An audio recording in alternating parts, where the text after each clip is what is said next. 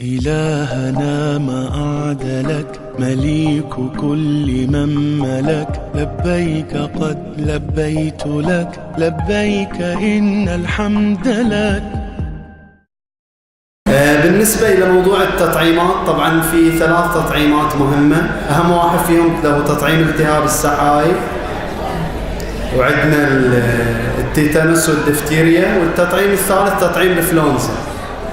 تطعيم الإنفلونزا الكل ممكن ياخذه، موجود في المركز، تطعيم سنوي.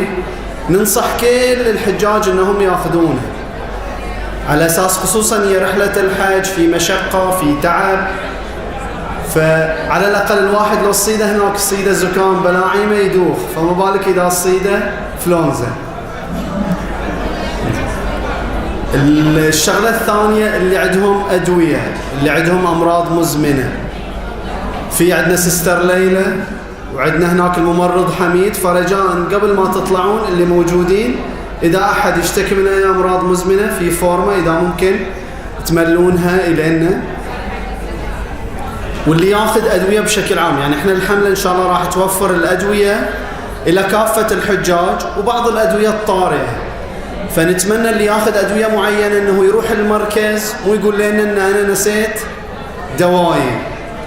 وفي عندكم ورقة وزعناها، هذه بعد أهم الأدوية اللي ممكن إن أنتم تأخذونها سواء في الحج أو أي سفرة بتسافرونها، ممكن تحتفظون في هذه الورقة. الأدوية هذه لو أخذتونها حبيتون تكون عندكم براحتكم، حبيتون مو في المدينة ولا هني في مكة إن شاء الله، إذا رحنا تجيبونها بعد نحتفظ فيها ما عندنا أي مشكلة. انزين، فنأكد واللي تاخذ دواء سواء حق ضغط او سكر، هذه الادويه لا تخلونهم كل البيت في شنو، في سله واحده. حاولوا توزعون، يعني اذا عندي شنطتين اخلي نص ادويتي في دي الشنطه ونص ادويتي في اي شنطه، الشنطه الثانيه، بس اتاكد واحده منهم تكون عندي. يعني مو مريضة ضغط وسكر صادنا ابو حسين لو ما صار، اوه نسيت حبتي، زين وين حبتك حجيه؟ قالت في الشنطه تحت. انزين، فنضطر نطلع الشنط كلها علشان نطلع حبه واحده. فرجاء كل الرجاء خصوصا في المدينه بتكون الايام كلش بسيطه، الحبوب المهمه تكون في الايد دائما.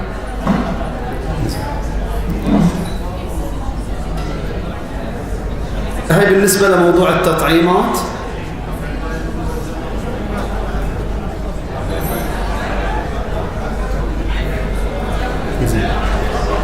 غير الأمراض المزمنة، إذا في وحدة خصوصا بالنسبة للنساء حامل تخبر الممرضة من الحين.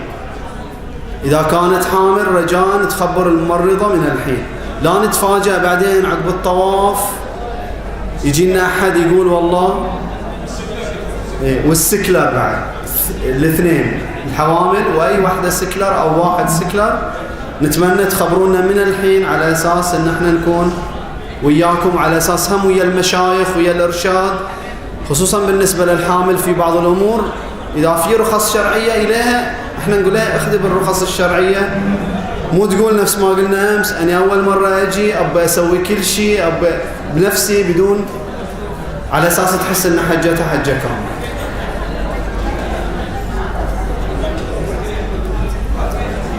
طبعا هاي الأدوية تكلمنا عنها، موجودة عندكم في القصاصة اللي هي الورقية دي، موجود فيها أهم الأدوية.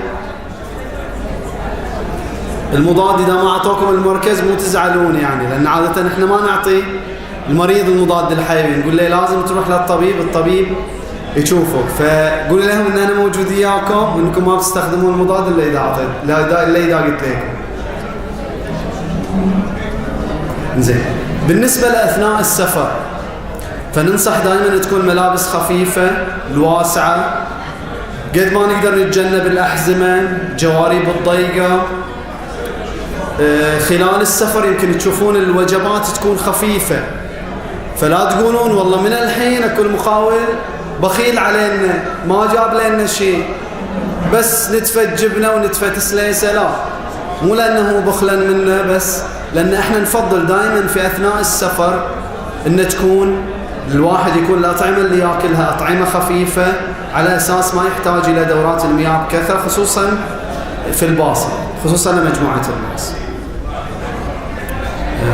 هاي لو يقراها أبو حسين الثالثة راعي الباص ظهري يفغصني من رقبتي، يعني كل ساعتين، مو كل ساعتين وانتم في السيارة موجودين في الباص، حتى والباص يمشي، خصوصا اللي عندهم سكر، خصوصا لمرضى السكر، خلي أقوم أمشي لي شوي، لو مسافة بسيطة قدام ورا شوي مني، دقيقتين 3 دقائق أنشط فيها الدورة الدموية. زين، في عندنا أثناء السفر بتشوفون في الورقة الفورمة اللي أعطيناكم إياها، إذا أي أحد بيروح بالطائرة وهو يخاف من موضوع الطائرة ضروري يخبرنا من الحين، علشان نقول له من قبل لا يروح الطائرة شنو يسوي، مو بعدين الطائرة يصير فيها كلها استنفار لأن في واحد خايف من الطائرة. زين، واللي يصير عندهم دوار مثلا في موضوع الباص، فكل هذا إن شاء الله تخبرون. إلهنا ما أعدلك مليك كل من ملك، لبيك قد لبيت لك، لبيك إن الحمد لك.